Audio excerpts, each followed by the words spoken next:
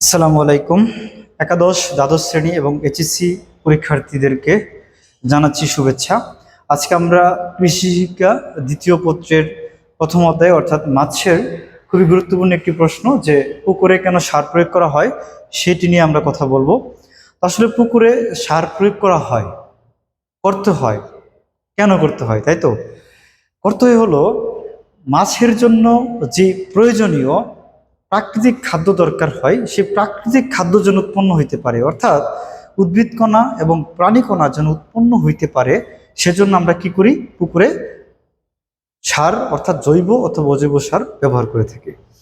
এখন সার হলো দুই প্রকার, একটি হলো জৈব সার, আরেকটি হলো অজৈব সার।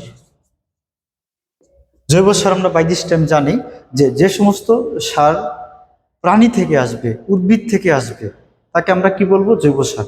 আর যেগুলো ফ্যাক্টরিতে রাসায়নিকভাবে উৎপন্ন হবে, অজৈবভাবে, যাদের কোনো জীবন থাকবে না বা জীবন থেকে আসবে না, তাকে আমরা অজৈব সার বলবো।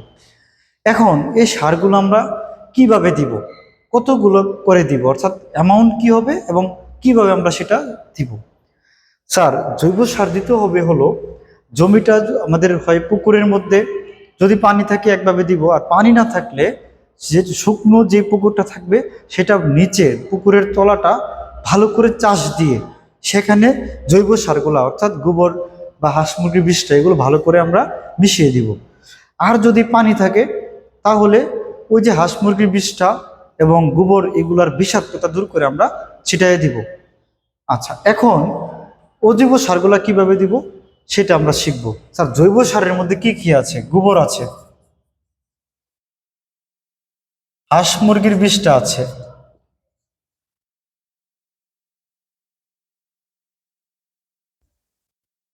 তারপরে আছে হলো কম্পোস্ট, তারপরে কি আছে?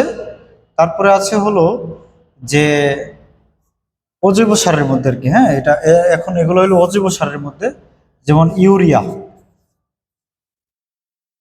তারপর আছে টিএসপি, ইউরিয়া, টিএসপি। স্যার, আমরা জানি যে গোবর কতটুকু করে দিব? আমরা গোবর দিব 6 থেকে 8 কেজি করে 5%। হাঁস মুরগির বিষটা দিব 2 থেকে 3 কেজি করে 5%। কম্পোস্ট দিব 8 থেকে 10 কেজি করে 5%।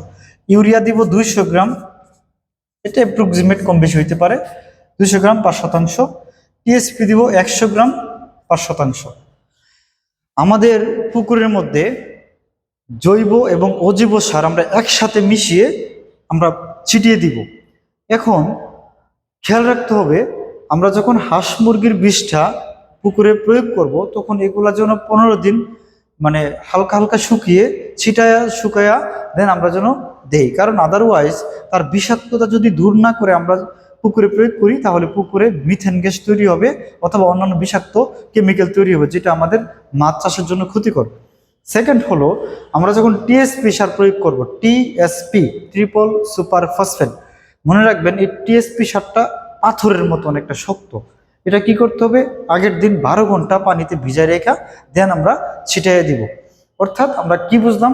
যে আমরা বুঝলাম যে আমাদের প্রাকৃতিক খাদ্য উৎপাদন করার জন্য আমরা জৈব এবং অজৈব সার দিব একসাথে মিক্স করে, এবং জৈব সারটা যখন আমরা দিব তার বিষাক্ততা দূর করে দিব, আর যখন অজৈব সার আমরা দিব আমরা সেটাকে পানিতে ভালো করে গুলিয়ে দিব। তবে খেয়াল রাখতে হবে, অজৈব সারটা পানি ভরাট করার পরে দিতে হবে। এটা শুকনো অবস্থায় দিয়ে আসলে খুব একটা লাভ নাই। যখন পানি আসবে, পানি ভরাট হবে, তখন আমরা সেটাকে গলাইয়া সুন্দর করে ছিটাইয়া দিব। আশা করছি আমরা সার প্রয়োগ কেন দিব আমরা এই প্রশ্নটি বুঝতে পেরেছি। ধন্যবাদ সবাইকে। আসসালামু আলাইকুম।